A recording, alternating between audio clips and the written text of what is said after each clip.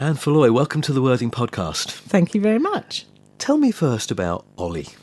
Oh, my son was quite exceptional, a wonderful son, and someone who was very kind, very compassionate, always putting others first.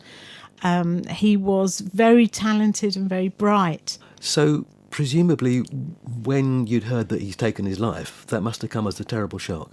Yes. Unexpected. It was completely unexpected. It was devastating, and no one really could comprehend. And it takes a long time to process losing someone through suicide. That was 2017. Yes. And out of that, you've done something amazing in terms of setting up this charity, Olly's Future. Why did you decide to do that? Oh, thank you. Well, we are his future. So he doesn't have his future on this earth anymore.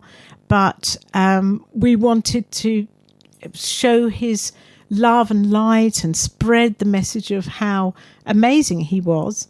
I was incredibly fortunate that so many of his close friends, he had so many friends, but a lot of them came forward and said, we want to do something. We can't just let this happen and pass. We've got to do something. So we formed Olly's Future, and we have been working nationally and even internationally now, doing suicide prevention work. So our vision is a world where no young person loses their life to suicide. Yeah. The focus is, as you say, young people in particular. How widespread is suicide amongst young people, would you say? Well, it is very widespread. It's particularly men. You see, it's young men. I mean, it's one of the highest age brackets is young men, and it's in that transition stage often, like my son. You know, leaving maybe education, finding themselves at first, quite lost before getting into that world of work, or even younger. So because of the age of all the trustees, they're all. I've got trustees that are Oliver's age, so they were only 22, 23-year-olds right, when we formed the charity, and they're now only 29. 7 years on, they're still young people, yeah.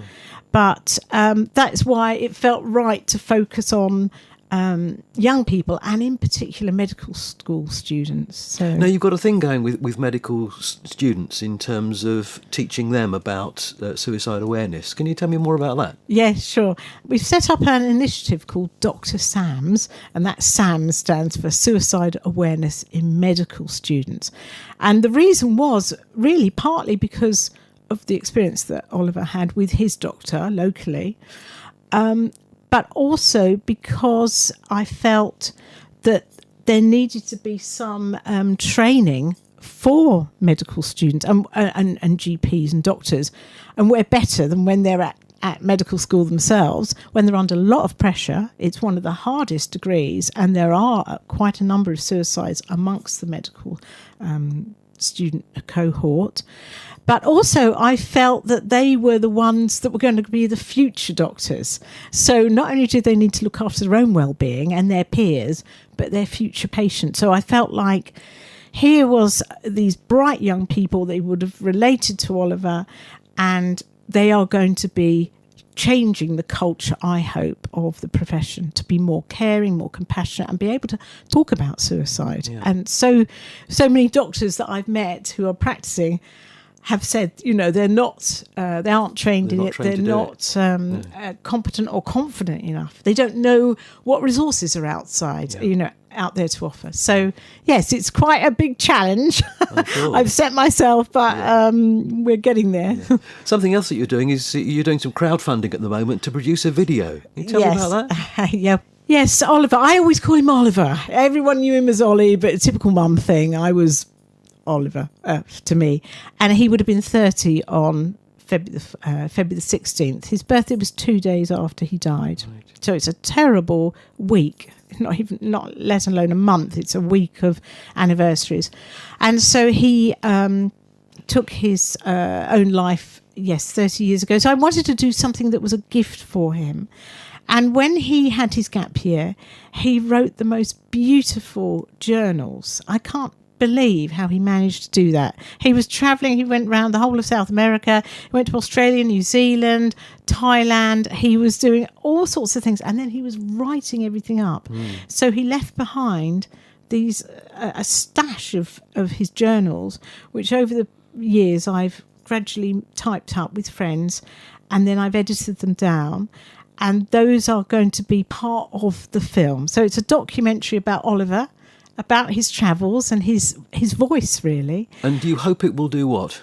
Well, and also it'll be about the charity. So I want it to raise awareness about suicide prevention, tell Oliver's story, and also celebrate his life. So it's sort of really just saying to celebrate life, but also to show how precious it is and how we must keep people safe from suicide.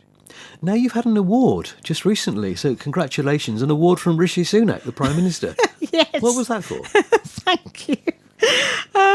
Yes, I got a Points of Light award, and this is researched by the PM office's civil servants, and they find people in the country who are so-called Points of Light, doing, as they say, sort of leadership, inspiring leaders in charity.